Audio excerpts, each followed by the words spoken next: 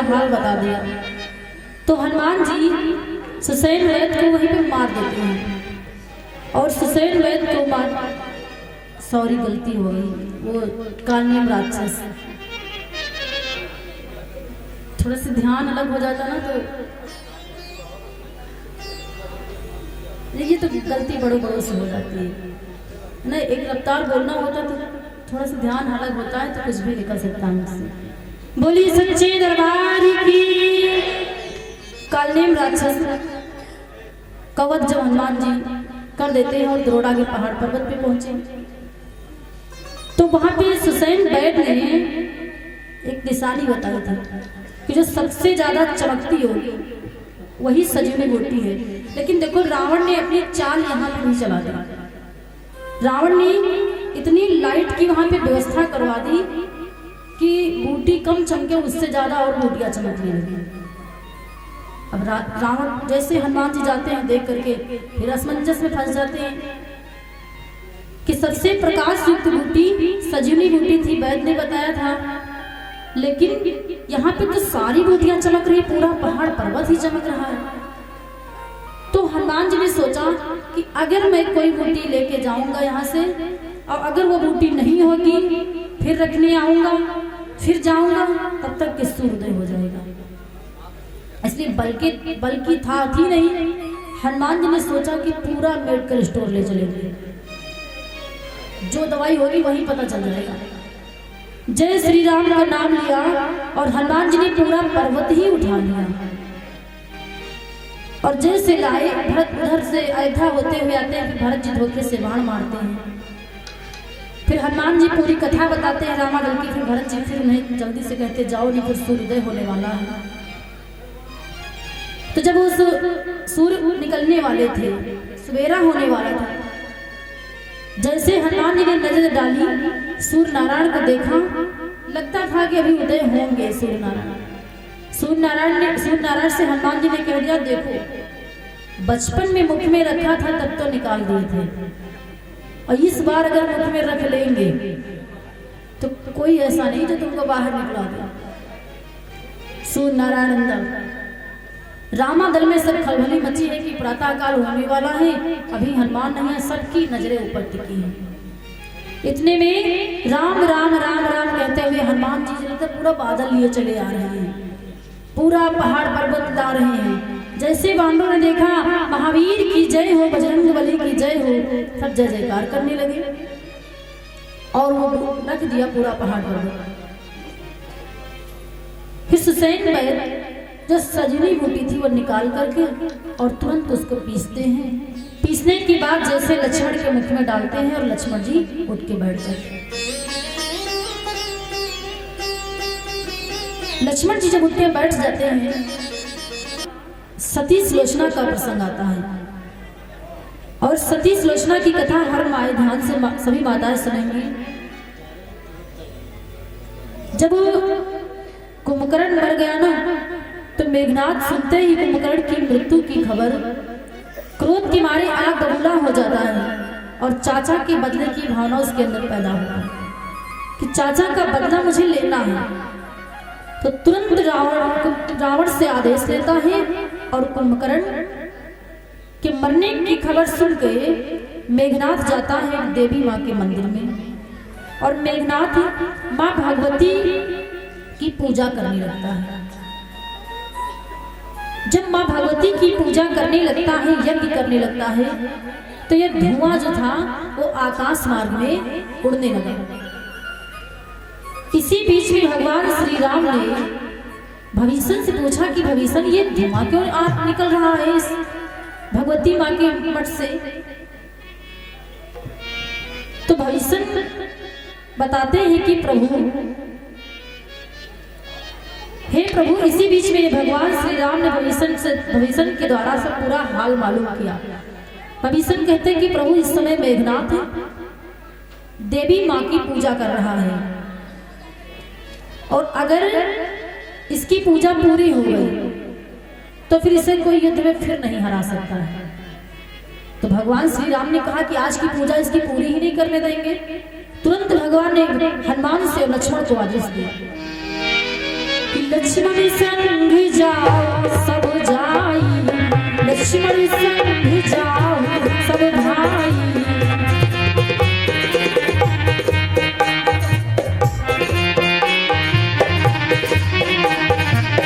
लक्ष्मण संग जाओ सब भाई,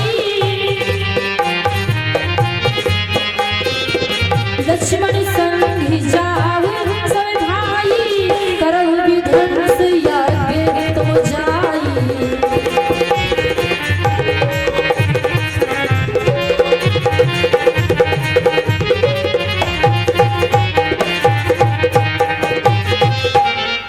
लक्ष्मण के संग जाओ और जाके मेघनाद के यज्ञ को विध्वंस कर दो। हनुमान जी जाते हैं, लक्ष्मण जी जाते हैं, बहुत सारे कीस वानर लेके जाते हैं। तो मेघनाद बैठा मंत्रों का उच्चारण करता है। हनुमान जी जाते हैं, बस शुरू कर दिया, लातों से मुक्कों से मारना उसको, उसके ऊपर प्रहार करने लगे। लेकिन मेघनाद पूजा करने में लगा हुआ, ध्यान नहीं देता है। जब पूरी तरह से भगवान की वानर मंडली हनुमान की पूजा में विघ्न डालने, मेघनाद की पूजा में विघ्न डालने लगी, तो मेघनाद की क्रोध की सीमा न रही और कितनों को उठते उठते दांतों से नोच करके फेंक दिया और कितनों को पकड़ लिया, वही मिट्टी में घुसेड़ दिया। और क्रोध के मारे मेघनाद की जब पूजा पूरी नहीं हुई तो उठ के खड़ा हुआ, क्योंकि भगवान श्री राम ने भी लक्ष्मण को आदेश दे दिया था कि लक्ष्मण जाओ इस बार मेघनाद को मार करके आना।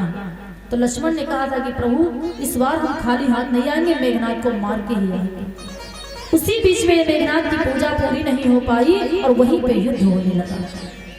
जब लक्ष्मण का मेघनाद का जब युद्ध होने लगा ना, तो रावण अपने महलों में है, सुलोचना एक सखी के साथ बैठी, अपने एक सखी के साथ बैठी आंगन में थी।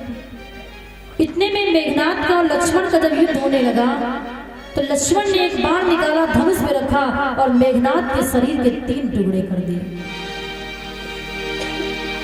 एक बाण से सर काट दिया, एक बाण से धड़ और एक बाण से भुजा काट दिया। 3 खंड हो गए। तो सबसे पहले मेघनाद का सर कटा, तो भगवान ने कहा इस सर को रोक लियो। वानर मंडली को आदेश दिया कि पृथ्वी पर सर न गिरे, क्योंकि एक सती के पति का शीश है, पृथ्वी पर गिरेगा तो अपमान हो जाएगा। और उसके बाद में मेघनाद का धड़ जो था, जब 3 खंड हुए तो मेघनाद का धड़ लंका की गेट पे गिरा, और जैसे लंका के गेट पे गिरा कि रावण जान गए। और इतने में लक्ष्मण का तीसरा वार छूटा। जहां सती सुलोचना अपनी सखी के साथ बैठी बातें कर रही थी, वहीं पे जाके मेघनाद की दाईं भुजा कट गिरती। जब सुलोचना की पति की भुजा जब आंगन में गिरी तो सुलोचना बहुत भयभीत हो जाती है, अपशगुन होने लगते हैं। सुलोचना के सर से पल्लू हट जाता है, चूड़ी टूटने लगती है, बिंदी मस्तक से छूट के गिर जाती है। तो सुलोचना जान गई कि मेरे पति पे आज बड़ा संकट आया है। तो उस सखी से सुलोचना कहने लगती है।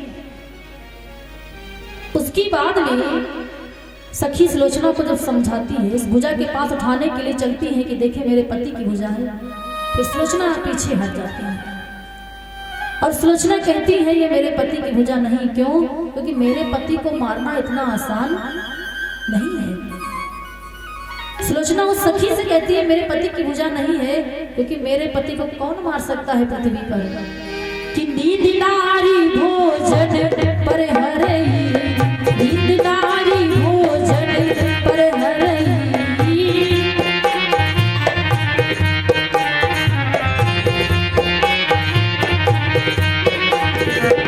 नींद नारी भोजन पर हरई, नींद नारी भोजन पर हरई, 12 बरस दास कर भरई।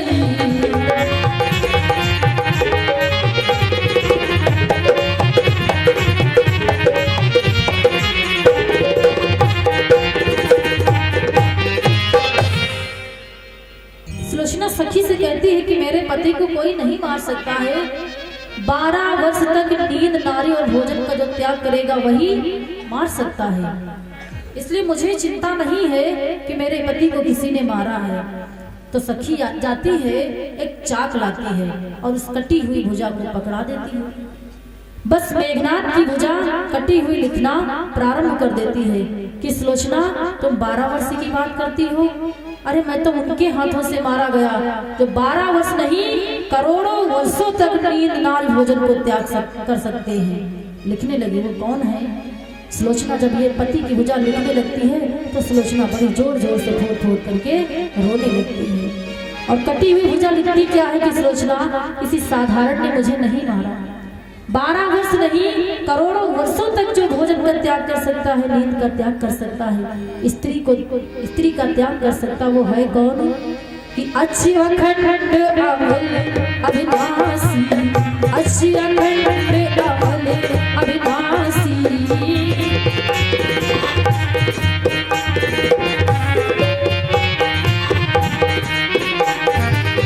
अच्छी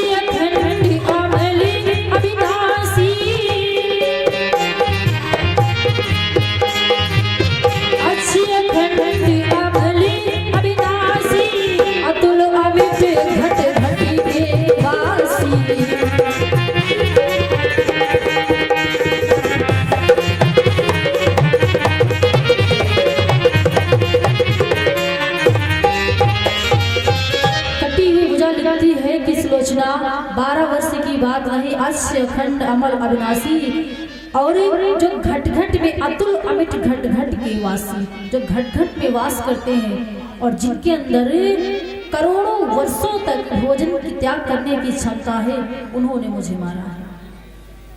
जैसे सुलोचना ने जब पूरी मेघनाथ की कटी हुई भुजा लिख के समाचार बताती है तो आज सुलोचना उस भुजा को उठा लेती है और उस भुजा को लेकर के फूट फूट करके रोने लगती है। जितना मेघनाथ का कमाया हुआ धन धाम था सब दासी के सामने फेंकने लगती हैं, लुटाने लगती हैं, गहने फेंकते हैं, सब उतार उतार करके हर चीज फेंकती और कहती है एक एक चीज मेरे नाथ की लाई हुई है। आज सुलोचना बहुत रोती है तो सखी सुलोचना को समझाती है कि तुम क्यों रोती हो?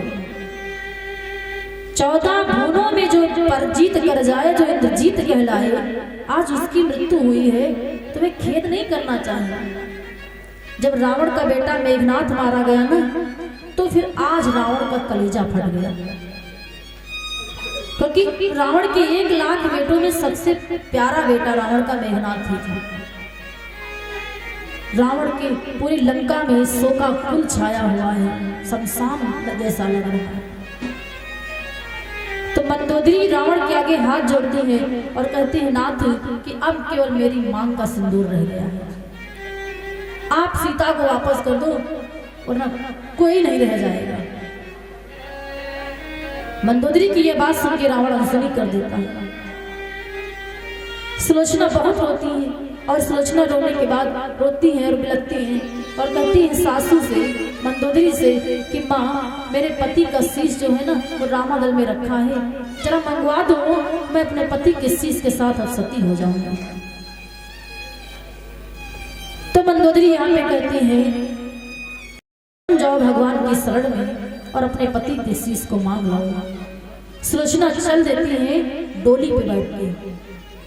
तो यहाँ पे मंदोदरी कहती है कि रामादल में तुम्हारा दुश्मन कोई नहीं, सब बड़े खास हैं। है प्रिय ससुर भभीषण तोरा, है प्रिय ससुर भभीषण तोरा,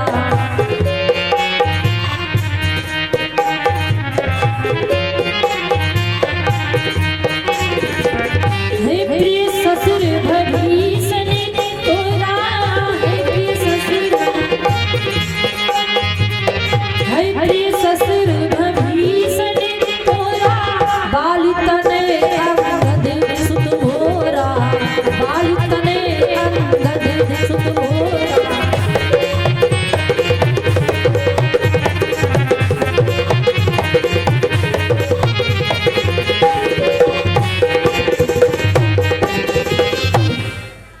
है प्रिय ससुर भभीषण तोरा और बाल तने अंगद सुत मोरा।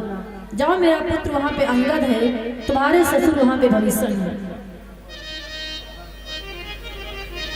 अब मंदोदरी सती सुलोचना को एक डोली में बिठाती है और डोली में बैठ करके सती सुलोचना आज भगवान की रामादल की ओर जा रही है।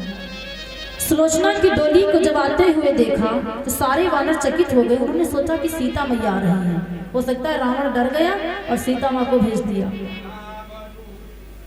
जब डोली को आते देखा तो रावण सारे वानर की सही सोचते हैं कि सीता माँ को तो नहीं वापस कर दिया। और जब डोली आगे आई तो भक्तराज हरिश्चंद्र ने बताया कि पुत्र वधू दशकंधर के नाती और कोई नहीं है, पुत्र वधू दशकंधर के लिए दशकंधर की रावण की बहू आ रही है। इतने में सुलोचना भगवान के पास पहुंची और जैसे भगवान के पास पहुंची तो आज सुलोचना के बारे में बताने लगे कि ये है कौन, कि मेघनाथ की नारी सुलोचन, मेघनाथ की नारी सुलोचन।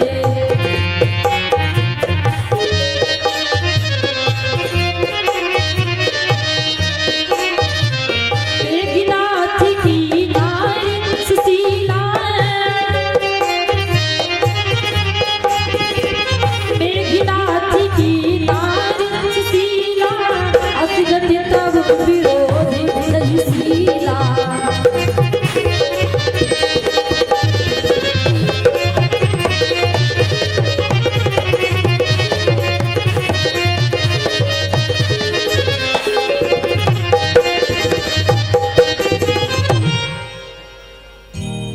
सारी की इसकी नाथ, ये तो दशकंधर की बहू आ रही है। इतने में सुलोचना की डोली जब भगवान श्री राम के पास पहुंची तो डोली पहुंचते ही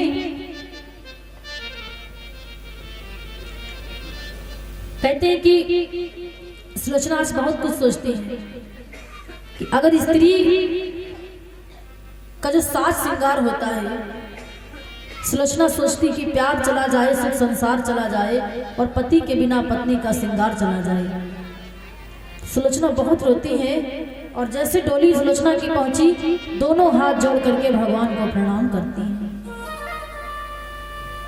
जब भगवान को प्रणाम करती है तो भगवान श्री राम ने एक सती को इस तरह से देखा बिलखते हुए तो भगवान के अंदर दया आ गई।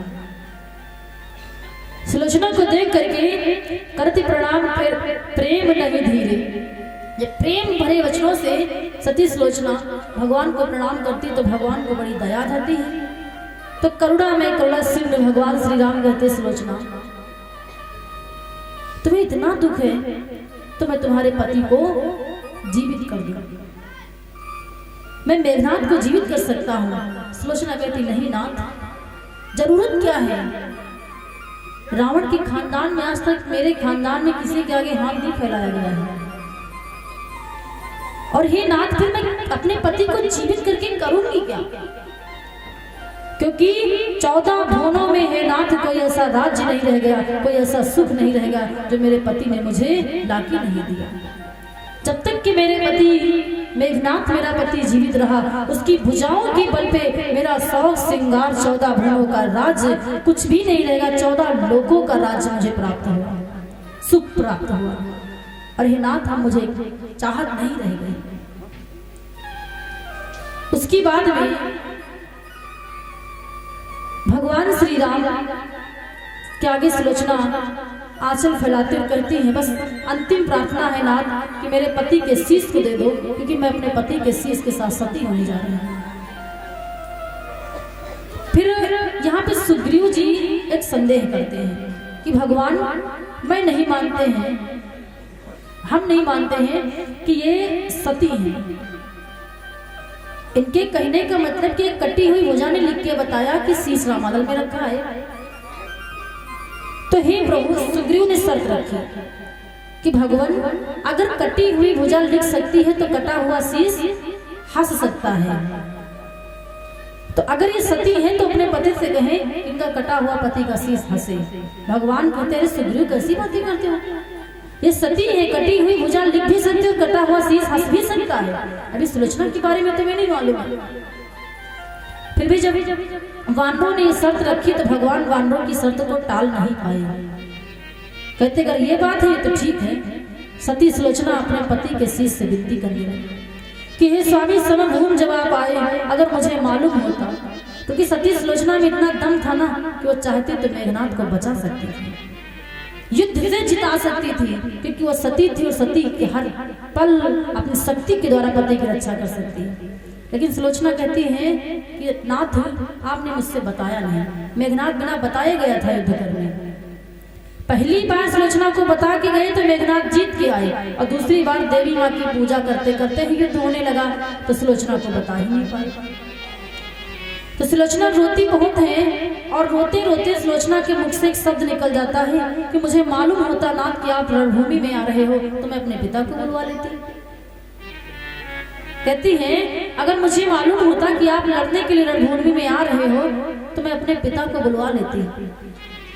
इस बात पे मेघनाथ का शीश इतनी जोर जोर से हंसने लगा कि जितने वानर भालू थे सब चकित रह गए। इस बात पे क्यों हंसने लगा? एक चौपाई मिलती है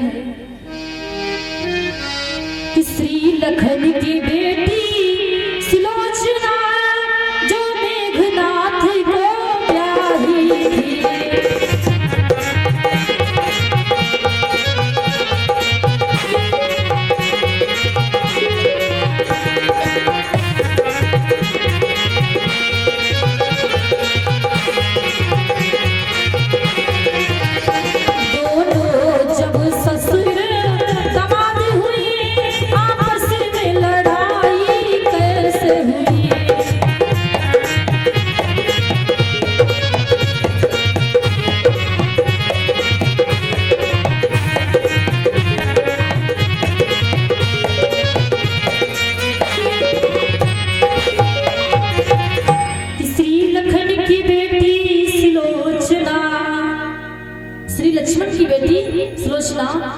जो मेघनाथ को प्यारी थी, दोनों जब ससुर दामाद हुए आपस में लड़ाई कैसे हुई।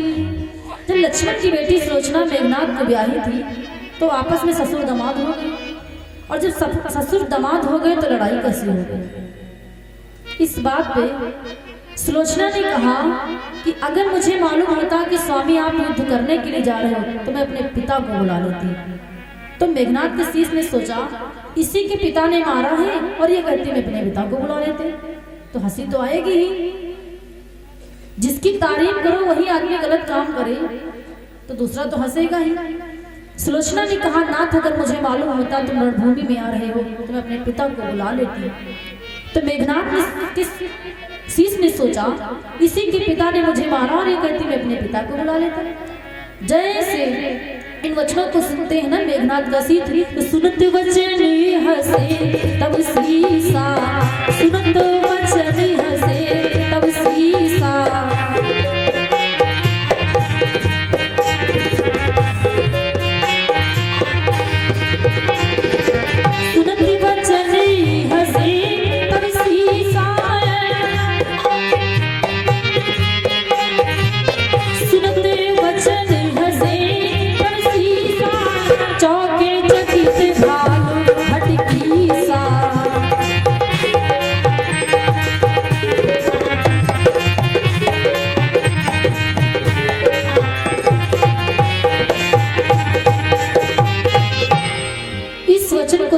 मेघनाथ का शीश इतने जोर जोर से हंसने लगा कि चौंक गए भालू और कपीस जो थे। इस बात पे क्यों हंसा?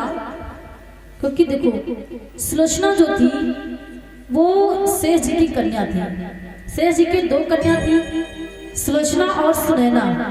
सुनैना ब्याही थी महाराज जनक जी को और सुलोचना ब्याही थी मेघनाथ को। तो शेष जी की कन्या सुलोचना सुनैना और शेष जी लक्ष्मण। तो इसलिए लोग कह देते हैं कि लखन की बेटी सुलोचना। बस जब वो कटा हुआ शीश हंसने लगा भगवान ने सुग्रीव को आदेश दिया सुग्रीव इस सती के पति के शीश को लाके दो, ज्यादा विलंब न करो। सती सुलोचना अपने पति के शीश को लेके आती हैं, डोली में बैठ लेती हैं, चंदन की चिता तैयार की जाती है, भुजा मंगाती है और लंका के गेट से पति का धड़ मंगाती है। धड़ भुजा और शीश के साथ में सती सुलोचना आज सती हो जाती है। बोली रामचंद्र भगवान की। उसके बाद भगवान रावण का एक बेटा अहरावण होता है, पाताल लोक में रहता है। भगवान ने उसका वध किया, बहुत सारे योद्धाओं का भगवान ने वध किया। अब आई बारी रावण की। तो रावण के युद्ध की कथा भगवान की और रावण की कैसे युद्ध होती है, थोड़ी सी कथा श्रवण करेंगे। फिर रावण वध के बाद फिर आगे भगवान का राजअभिषेक आएगा। जब कोई नहीं रह गया तो मंदोदरी फिर एक बार पुनः समझाती है रावण को और कहती है स्वामी कि जानकी मैं न दूर जानकी। मंदोदरी कहती स्वामी अभी कुछ नहीं बिगड़ा और कुछ रह भी नहीं गया, इसलिए इस जानकी को वापस कर दो। तो रावण कहता है जानकी को वापस नहीं करेंगे। क्यों? क्योंकि जिस समय जानकी को लाए थे तो जान की बाजी लगा के लाए थे, इसलिए अपने प्राणों की नहीं है कि जानकी जानकी मैं न दूर जानकी कि मैंने बाजी लगाई है जानकी, मैंने बाजी लगाई है जानकी। जानकी जानकी मैं न दूर जानकी, जानकी जानकी मैं न दूर जानकी। मैंने बाजी लगाई है जानकी, मैंने बाजी लगाई है जानकी। जय हो।